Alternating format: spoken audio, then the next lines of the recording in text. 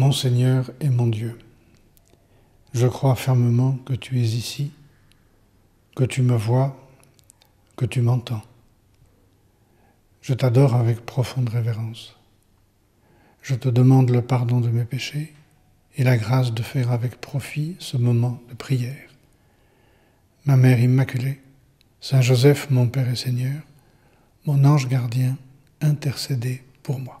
Nous t'adorons, Fils bien-aimé, objet de toute complaisance, le Père qui t'a envoyé, sur toi fait reposer sa grâce. Bonjour, nous voici à nouveau réunis ensemble, cette fois-ci pour préparer l'Avent. La dernière fois, vous vous en souvenez, c'était pour préparer le Carême. L'Avent, un temps de pénitence, un temps de préparation, la couleur violette du canopée nous l'indique, mais un temps plus joyeux, si on peut dire, que celui du Carême, parce que la fête qui s'annonce est une fête qui, par définition, est lumineuse, joyeuse. On passe les vacances de Noël en famille, c'est la période des cadeaux, toute une série de raisons qui font que l'attente de l'Avent est plus agréable peut-être que celle du Carême. Et puis on nous parle moins de pénitence. Une attente, mais pas une attente stérile. Ce que nous attendons, c'est Dieu lui-même. Et donc c'est une attente qui doit être remplie de la présence de Dieu.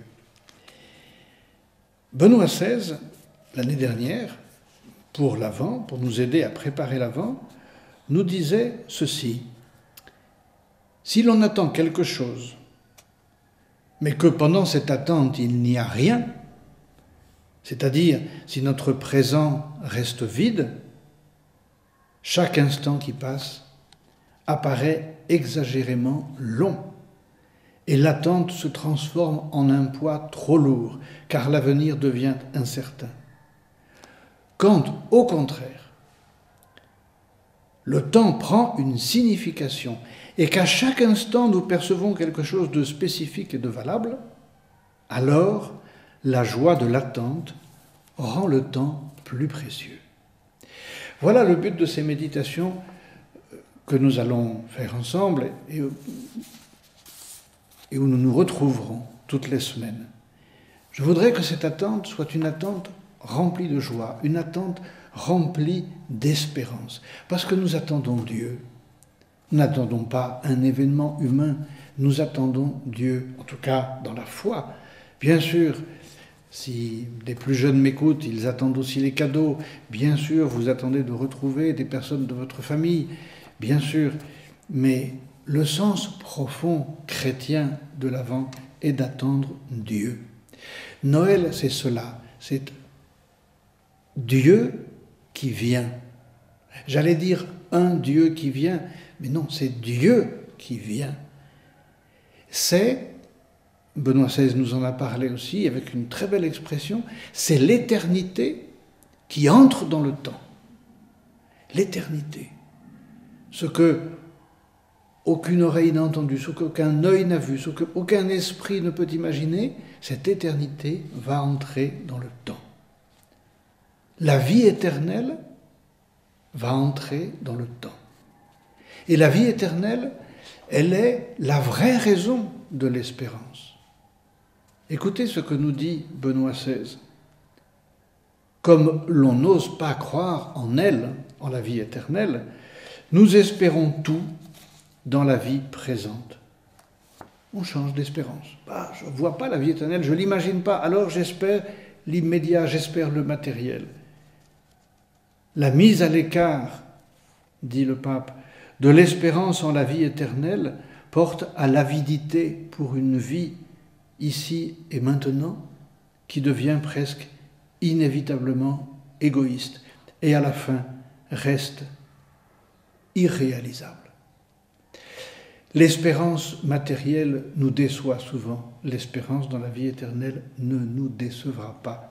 Et si nous préparons l'Avent avec les yeux, c'est une expression bien sûr, les yeux rivés sur la vie éternelle, alors nous allons très bien vivre non seulement l'Avent, mais aussi les fêtes de Noël à venir. Ces paroles du pape que je viens de lire sont une invitation, autrement dit, à comprendre que les événements quotidiens, qui sont les nôtres, sont des signes de Dieu. Dieu nous parle à travers le temps de l'Avent. Mais encore faut-il que nous ayons envie de l'écouter, de prendre note.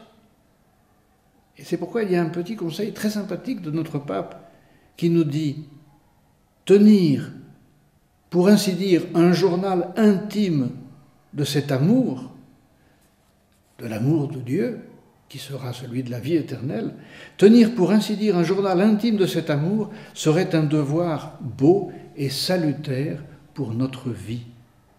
Tenir un journal intime de ce que Dieu nous dit dans la vie de tous les jours. Pourquoi pas? Est-ce que ça ne pourrait pas être une bonne résolution de l'Avent? La certitude de sa présence, dit encore le pape, la certitude de sa présence ne devrait-elle pas nous conduire à voir le monde sous un regard différent? Seigneur, nous pouvons le dire dans notre prière, Seigneur, je sais que tu vas venir, mais tu ne vas pas venir en général. Tu veux venir dans ma propre vie. Tu viens déjà dans ma propre vie. Mon problème, votre problème et le mien, c'est que nous sommes très souvent aveugles par rapport à ce que Dieu nous dit, par rapport à ce que Dieu nous donne. Et nous avons l'occasion d'ouvrir nos yeux, de les ouvrir vers l'infini, qui va venir vers le fini que nous sommes, de les ouvrir vers le Fils de Dieu qui va s'incarner. Vous avez peut-être chez vous acheté pour vos enfants ce fameux calendrier de l'Avent.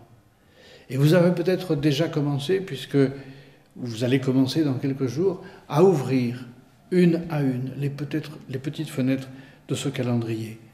Chaque jour, on découvre quelque chose, une phrase, une idée, un mot. Et c'est sympathique, c'est amusant, mais il faut que nous allions plus loin dans cette découverte des signes de Dieu. Chaque jour, Dieu nous dit quelque chose.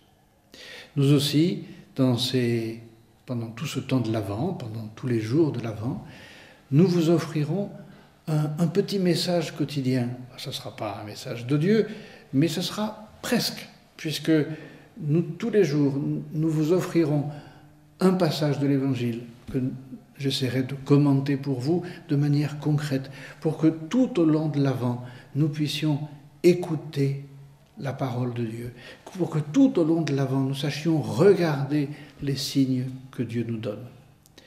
Voilà, nous allons accompagner aussi notre pape, bien sûr. Toute l'Église se prépare à l'Avent, eh bien, avec le pape, avec tous nos frères, toutes nos sœurs, qui, pendant ce temps de Noël, se préparent. Mais peut-être, nous allons le voir, il y aura beaucoup de préparation matérielle. Nous allons voir les boutiques surchargées, etc., etc. Nous savons bien cela. Voilà. Profitons aussi de cela lorsque nous serons dans la rue pour prier, pour que l'humanité à laquelle nous appartenons entende autre chose que le message de la société de consommation. Que le monde, l'humanité dans laquelle nous vivons, entende aussi le message de la société divine, du Père, du Fils et du Saint-Esprit qui vont venir vers nous à Noël. Très bon début de l'Avent, nous nous retrouvons la semaine prochaine. Au revoir. Écoute, ton Dieu t'appelle, viens, suis-moi, lève-toi et ne crains pas de marcher avec lui. Il est ton chemin de vie, la route de ta joie. Il est ton chemin de vie, la route de ta joie. Accueille le Christ et ton Sauveur.